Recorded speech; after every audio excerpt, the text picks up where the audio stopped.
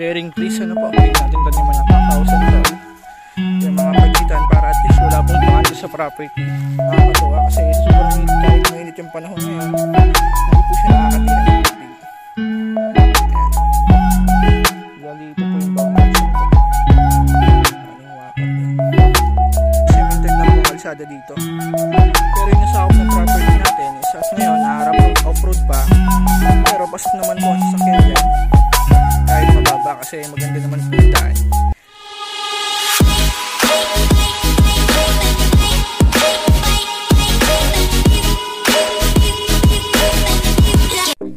Good day mga ka-farmlat. So today tripping po tayo ngayon. Ang location po ng property is Tagkawayan, Quezon.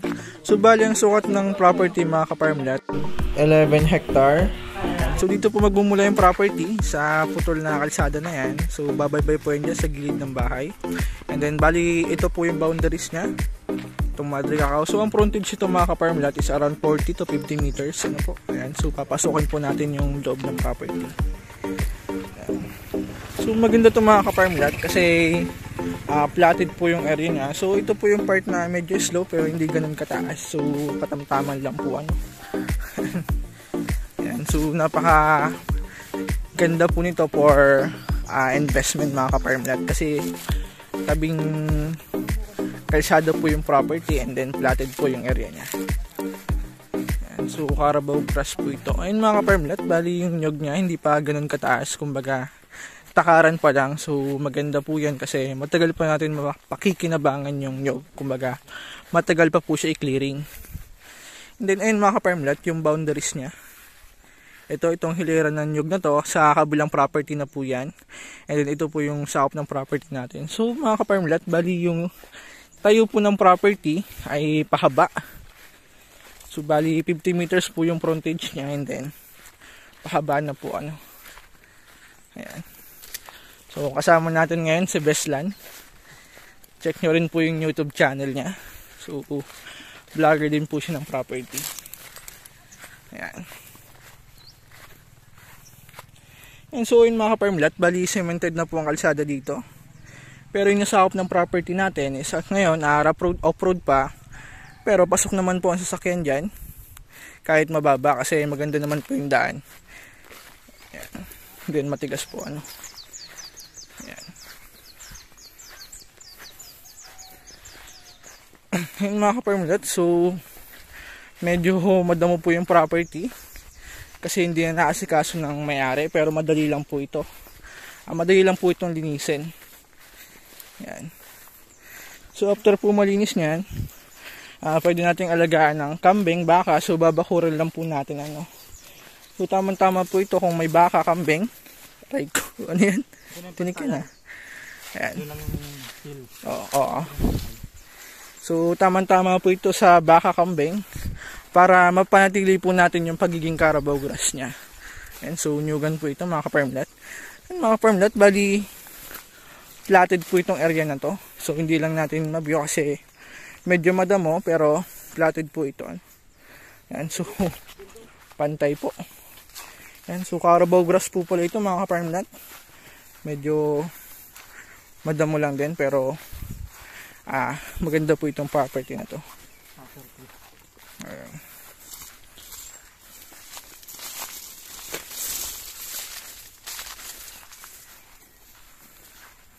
Yun.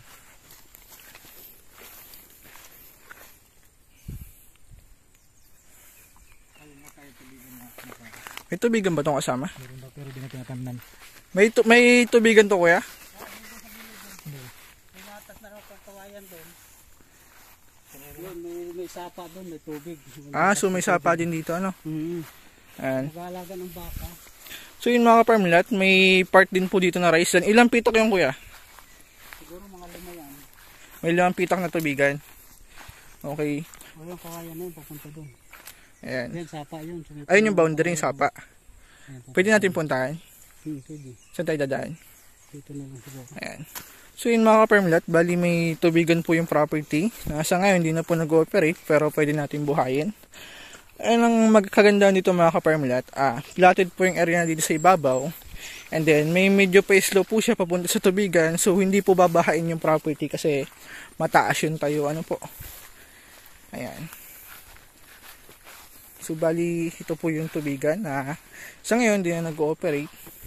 And then may creek daw po dyan sa loob ng property. Bali yan po yung boundary. So tamang-tama din po ito for livestock. Pwede tayo mag-alaga ng hayop, baka, kambing, baboy, pwede rin. Sa baboy mga ka-farm lot, so kung farm, need po natin ng zoning permit, pero kung backyard, so pwede po ano.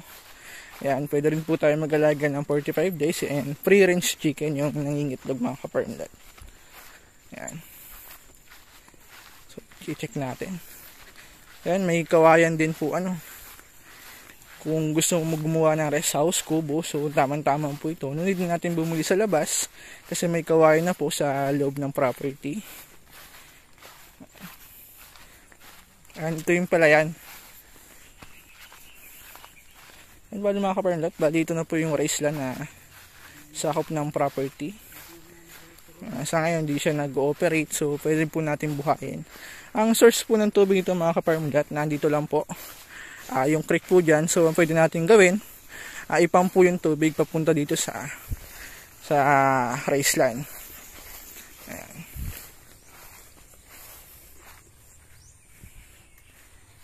So platted po yung area na yan, wala dyang mataas na borol, so platted po itong area na to. Ayan.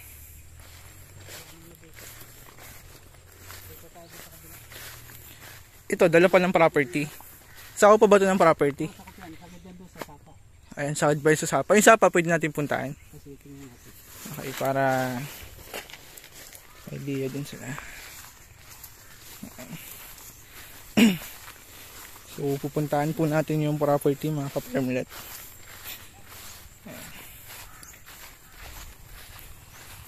So, tamang-tama po ito kung mahilig ka magtanim. Oo, pwede natin taniman ng pinya, gulay, pwede rin. So, pwede rin natin taniman ng punong prutas. Pwede tayo magtanim ng rambutan, kakao, lansones, pwede rin. So, mataba po ang lupa dito mga ka-farm lot, kaya best po ito na taniman ng gulay. Ayan. So, tamang-tama po ito. Medyo masukal na. Ba't daw binibenta ng may-ari yung property kuya? Nasa Batangas na may-ari. Naglipat na ng bahay. So yun mga ka-farm lot, ang reason po nito ay kaya binibenta kasi hindi na po naasikaso ng may-ari kasi lumipat na po ng tirahan, naglipat na po sila ng Batangas. Yan. Ang location po nito ay Tagkawen, Quezon mga ka-farm lot. And ang distance po nito sa National Highway is around 20 minutes, 20 to 25 minutes ang distance niya sa National Highway. So mula National Highway papasok po tayo ng Barangay Road. Ano po? Ayan, sapa ito. Oo. So yun mga ka-farm lot, bali ito po yung sapa sa loob ng property. And so nakakatuwa kasi sa sobrang init, kahit mainit yung panahon ngayon, hindi po siya nakakatihan ng tubig.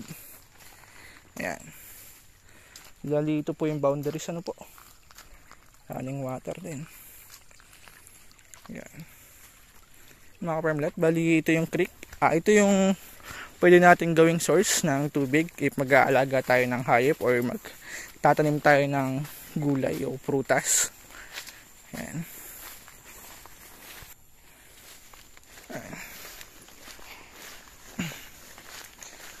So,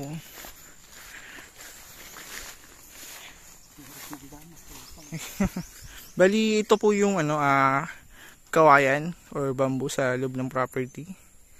And so kung gusto natin gumawa ng kubo, rest house, no need na po natin bumili kasi may kawayan na po sa loob ng property. Yan po. Ito ko yung tubig ito, dala pa to ano? Yan, hanggang dyan lang. Hanggang dyan lang sa unang pitak. Okay. So,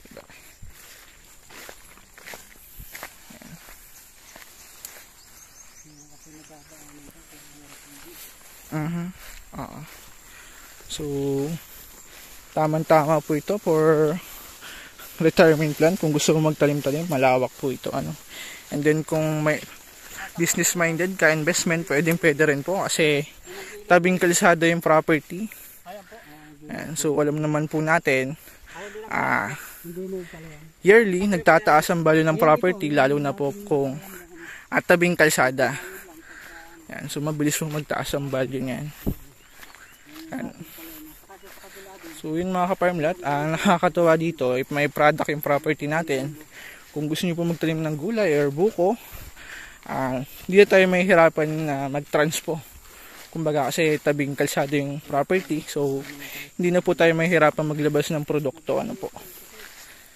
Hindi na walang nakukuhang yog, hindi na nila napapagdaanan ng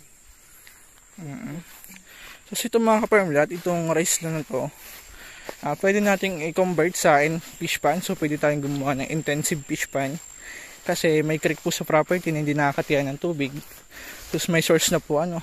Sa kuryente mga ka-farmlat, sa source ng kuryente. So no worries po kasi tabing kalsada yung property and then may poste po doon ng kuryente. Kaya wala po tayong problema ano po sa kuryente. Sa source naman po ng tubig, farm po ito. May nawasan na ba dito? Wala pa kuya. Okay. So sa nawasa po wala pa kasi yung property po is for farm. Ang best po natin gawin dito is pwede po tayong mag-depth well. Kasi mababaw naman po yung level ng tubig kasi may sapaw po hindi nakakatiyan ng tubig. Mababa po yung level. So pwede po natin gawin. Pwede po tayong mag-depth well. Ayan. So dito mga ka-farmlat, kumbaga hindi po ganun karaming tanim na nyog. So tayo na lang po yung magdadagdag. Or tayo na lang magtatanim. Ano po. Ayan. So tamang-tama po itong taniman. Malawak. mahawad siguro po ito, no? Magandang masyado. Oo. Kita mo, lumalabas yung ano, Carabao grass pag naputol yan, ganito lahat yan. No? Oo. Ito kasi madali lang itong hawanin. Oo. Yan, so maganda po ito pag nahawan mga ka-farmlat. Kasi puno-puno lang naman yan. Yan, kasi wala po itong mataas na area. Platted po kumbaga. 80% flat po yung area niya. Ayan. 70 to 80% flat.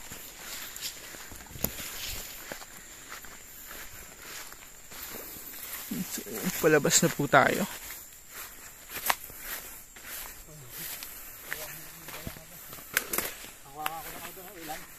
Alin? Bayabas? Marami din po itong puno ng bayabas. Yan sa property. Ano po? Just puro bayabas. Ayan.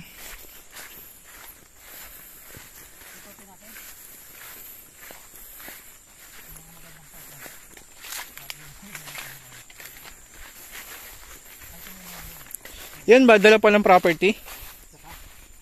Dala pa. Kasama pa yan sa property. And so bali mga ka-farmlat, ito po pala yung karamihan ng nyog niya. Ayan mga ka-farmlat, so bukod sa pagtatanim, so tamang-tama po ito for farm. Pwede tayo mag-alaga ng hayop sa tulad po na nabanggit ko kayo na tamang-tama po yun dito. Ano?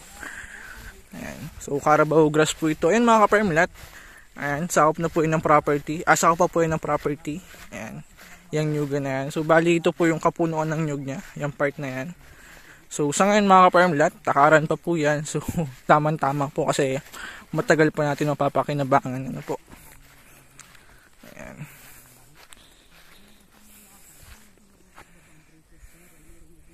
Yun may baka. Yun mga ka-farmlat, maganda pag may baka or kambing sa property. Bali babakuran lang natin yan. Ano po. Para mapanatili natin yung pagiging Carabao grass ng property. Ayan. Hari natin.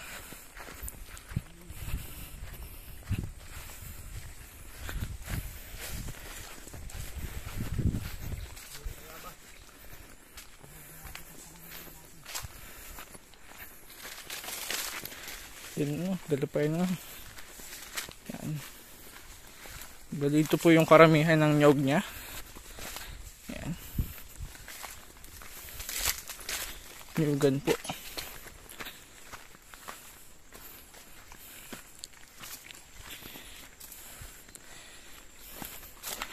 lang karamihan ng nyug.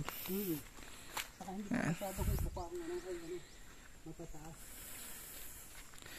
Yung mga permlat, so isa sa pwede natin gawin, bali yung pagitan ng nyug, so pwede po natin yung taniman ng bearing trees, ano po, pwede natin taniman ng kakao, santol, yung mga pagitan para at least wala pong bakante sa property. Lahat may pakinabang. Ayan. Okay. Yan. Kababaan pa po ang nyug dito. Sa ngayon, bagong kawit sila siguro, no? Oo. Kasi bata pa nito na naiwan eh. Ayan. Ayan mga ka-farmlat, so napakaganda po ng farm na to. Ayan, kung ang hanap po for retirement plan and investment, tamang-tama po ito. Ano po? And so marami po tayong pwedeng gawin sa property. Pwede tayong magtanim-tanim, and then pwede rin po natin yung subdivide kasi flat po yung property. At abot dito na lang po ang video natin mga ka-farmlat. Ayan, so thank you po sa panonood and dagsang biyaya po sa ating lahat. At